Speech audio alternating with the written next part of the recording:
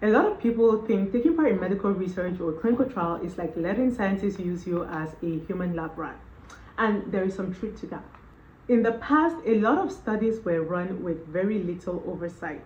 From unethical experiments that left very deep scars to experiments on people who didn't consent to take part in these experiments. But today, the rules are completely different, and these scandals are exactly why a lot of new protections today exist. One of the first and most important things that exist is informed consent. And what this means is before any researcher even touches you to draw a single blood draw, you have to get in plain language a booklet that lists the purpose, the risks, and the benefits, as well as your right to quit at any time while taking part in that study. And you only sign that booklet when every question has been answered. And you can walk away at any time, at any point with no reason given. The next safety guard that has been put in place is something known as an institutional review board.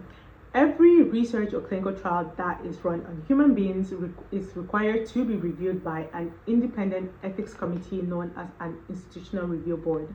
And their job is to block any study that risks more harm than good on a patient or an individual. There is a second panel within this board known as a data review board, which tracks any safety data in real time and can shut down a trial if any red flags appears. And the third safety guard that has been put in place is known as standard of care.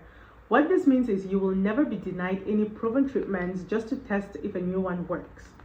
If a standard treatment already exists, the trial will compare the standard treatment plus the new drug against the standard treatment plus a placebo. So nobody is left untreated.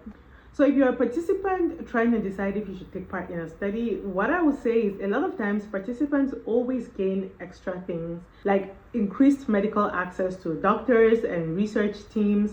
A lot of the times the research will cover the cost of you taking part in that study, as well as any other medical costs that may be associated with you taking part in that study. And you also get to help future patients, maybe even your own family and friends. So do you still think of yourself as a human lab rat taking part in research or not?